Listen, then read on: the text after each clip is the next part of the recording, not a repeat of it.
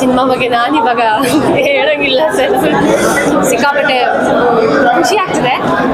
ಜನ ಹೇಳ್ಬೇಕು ಅಷ್ಟೇ ಹೇಳ್ತಿದ್ದಾರೆ, ಒಳ್ಳೆ ರೆಸ್ಪಾನ್ಸ್ ಬರ್ತಿದೆ. ಆ್ಯಂಡ್ ನಾವೇನು ಆ್ಯಕ್ಚುಲಿ ವರ್ಕ್ ಮಾಡ್ತೀವಿ 30 days 40 days ಮೂವಿಗೆ, ಈ ಥರ ರೆಸ್ಪಾನ್ಸ್ ಸಿಕ್ಕಿದಾಗ ಒಳ್ಳೆ ಪರ್ಫಾರ್ಮೆನ್ಸ್, ಒಳ್ಳೆ ಸಿನಿಮಾ, ತುಂಬ ಚೆನ್ನಾಗಿ ಕಾಣ್ತೀವಿ ಅಂತೆಲ್ಲ ಕಾಂಪ್ಲಿಮೆಂಟ್ಸ್ ಬಂದಾಗ ಖುಷಿ ಆಗುತ್ತೆ ಸರ್. ಅನ್ಎಕ್ಸ್ಪೆಕ್ಟೆಡ್ ನನಗೆ. ಬಟ್ ಅಂದರೆ ಎವ್ರಿ ಮೂವಿ ರಿಲೀಸ್ ಆದಾಗಲೂ ನನಗೆ ಆ ಬಟರ್ಫ್ಲೈಸ್ ಅನ್ನೋದಿದೆ ಇರುತ್ತೆ, ನರ್ವಸ್ನೆಸ್ ಸ್ವಲ್ಪ ಇರುತ್ತೆ. ಐ ಆಮ್ ವೆರಿ ಎಕ್ಸೈಟೆಡ್, ಸಖತ್ ಎಕ್ಸೈಟೆಡ್ ಆಗಿದ್ದೆ ನಾನು. ಆ್ಯಂಡ್ ಹೌಸ್ಫುಲ್ ಅಂತ ನೋಡಿದಾಗ ತುಂಬ ಖುಷಿ ಆಯಿತು. ಆ್ಯಂಡ್ ರೆಸ್ಪಾನ್ಸ್ ಕೂಡ ಅಷ್ಟೇ ಚೆನ್ನಾಗಿದೆ. ಸೆಕೆಂಡ್ ಹಾಫ್ ಬಗ್ಗೆ ತುಂಬ ಜನ ಹೊಗಳ್ತಾ ಇದ್ದಾರೆ, ಪರ್ಫಾರ್ಮೆನ್ಸಸ್ ಬಗ್ಗೆ ಹೊಗಳ್ತಿದ್ದಾರೆ, ಆಮೇಲೆ ತುಂಬ ಎಮೋಷ್ನಲ್ ಪಾರ್ಟ್ಸ್ ಬಗ್ಗೆ ಹೊಗಳ್ತಿದ್ದಾರೆ. ಸೊ ರೀಚ್ ಆಗ್ತಿದೆ ಜನರಿಗೆ ಅಂತ ಖುಷಿ ಆಯಿತು. ನನ್ನ ಕ್ಯಾರೆಕ್ಟರ್ ಅದೇ ಹೇಳಿಸಲ್ಲ ಸರ್, ಈಗ ಜನ ಅಷ್ಟೇ ಒಪ್ಸಿದಾಯ್ತು ಅವರಿಗೆ. ಒಂಥರ ಎಕ್ಸಾಮ್ ಬರ್ದು ರಿಸಲ್ಟಿಗೆ ವೇಟ್ ಮಾಡ್ತಿರೋ ಥರ ಇದೆ ನನಗೆ.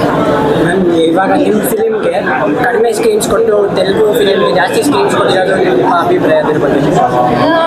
ಫಸ್ಟ್ ಆಫ್ ಆಲ್ ಕರೆಕ್ಟ್, ಅದು ಅಂದರೆ ಪಾಯಿಂಟ್. ಅದು ನನಗೂ ಅನಿಸ್ತು ಇವತ್ತು ಬರಬೇಕಾದ್ರೆ ಕೆಲವೊಂದು ಪೋಸ್ಟರ್ಸ್ ನೋಡಿದಾಗ.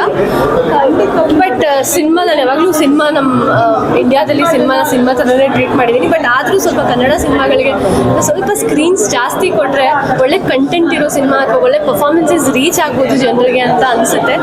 ಅದು ನನ್ನ ಅಭಿಪ್ರಾಯ. ದೊಡ್ಡ ಸ್ಕ್ರೀನಲ್ಲಿ ನಿಮಗೆ ಎಷ್ಟು ಖುಷಿ I feel every movie release ಆದಾಗಲೂ ನಂದು ಏನೇ ರಿಲೀಸ್ ಆದಾಗಲೂ ಐ ಫೀಲ್ ಸೋ ಹ್ಯಾಪಿ. ನಾನು ಅಡಾರ್ ಮಾಡ್ತಿರ್ತೀನಿ ನಾನು. ಆ್ಯಂಡ್ ಸ್ವಲ್ಪ ಕಾನ್ಷಿಯಸ್ ಆಗ್ತಿರುತ್ತೆ, ಬಿಕಾಸ್ ಮಿಸ್ಟೇಕ್ಸ್ ಅಥವಾ ಕಲಿಯೋದು ತುಂಬ ಇರುತ್ತೆ ಪರ್ಫಾರ್ಮೆನ್ಸಸ್ಸಲ್ಲಾಗಲಿ ಅಥವಾ ಲುಕ್ಸಲ್ಲಾಗಲಿ. ಸೊ ತುಂಬ ಕಲಿತೀನಿ ನನ್ನನ್ನು ನೋಡ್ಕೊಂಡಾಗ. ಇಷ್ಟು ಸಾಂಗಲ್ಲಿ ಯಾವ ಸಾಂಗ್ ಇಷ್ಟ ಆಯಿತು ತುಂಬ?